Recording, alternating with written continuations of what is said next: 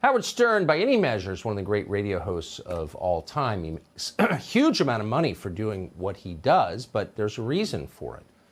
He was incredibly brave and creative. Vulgar, yes, but truly talented, but above all, courageous. Stern defended free speech. He was fired for it repeatedly. He used his platform to fight government censorship, to give the finger to the man. There was a lot that was impressive about Howard Stern, for sure, and that bravery allowed him to be creative, but not anymore. Maybe it was the coronavirus that broke him. Maybe it was just hormonal changes with the middle age. He's now a coward, and his broadcast is about cowardice, amplifying his fears about corona over the air and attacking, more precisely, attacking anybody else who's decided to live life as a free person. When are we going to stop putting up with the idiots in this country and just say, it's mandatory to get vaccinated? F them, f their freedom. I want my freedom to live. I want to get out of the house already. I want to go next door and play chess. I want to go take some pictures. This is bull. So this is a guy who's had every vax available, and he's still hiding in his basement because the vaccine works so well that he can't go out. Right. So when other people disagree, when Aaron Rodgers, for example, the athlete, decided to make his own medical decisions about the vaccine, Howard Stern was enraged. He said Rodgers should be kicked out of the NFL.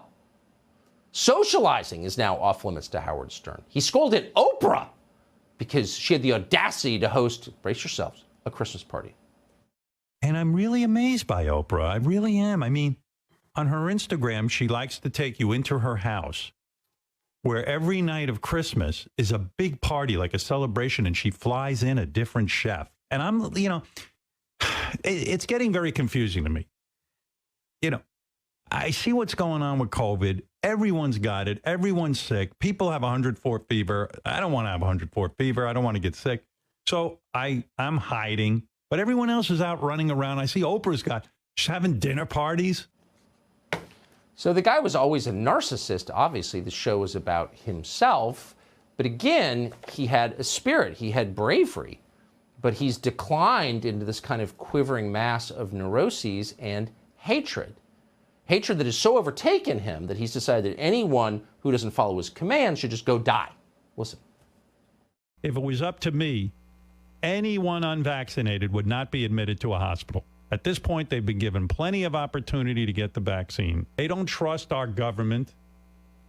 They think that there's some conspiracy to turn them into a magnet or something like this. Now, if you don't get it, in my America, all hospitals would be closed to you. You're going to go home and die. So if you don't trust the government, you don't get health care and you should die. So the bigger question is, how did this brave, creative guy become a tool, a craven tool of the powerful wishing death on his own listeners? There's something sad about this, really sad. Jimmy Dore has watched it happen. He's the host of the Jimmy Dore Show, and we're happy to have him come on tonight. So, Jimmy, I'm not even attacking Howard Stern, whom I respect for his talents, which are real. But what is this that we're seeing? I don't know. Is there anything creepier than a guy who looks like a hippie but talks like a Fed? Not for my money. But please, That's good. Can't we all... Howard Stern, doesn't anybody care about Howard Stern anymore? He's just a poor guy who wants to go outside and feel the breeze in his wig. That's all he wants to feel. So what is weird to me is now he went from being a bad boy to becoming Hillary Clinton's buddy. How do you do that? He's about as dangerous as a pair of plastic scissors.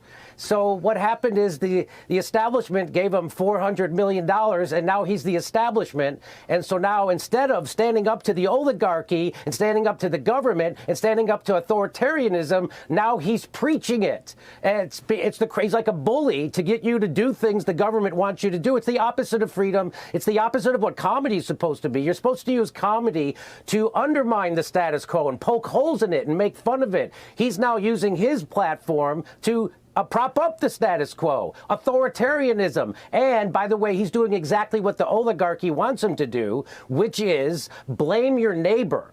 right? He's not going to Yeah. blame. Why are the Exactly. hospitals so Exactly. clogged? By the way, you don't want the hospital to get clogged because the next time he needs another chin liposuction, he won't be able to get in. But the point is, we have been cutting hospital beds. In New York State alone, they cut 30,000 hospital beds in the last 20 years. So we went from 1.5 million hospital beds down to 925,000 hospital beds since 1975. You know why there aren't enough ICU beds? Because it's not profitable to the private equity firms that administer our hospital emergency rooms now.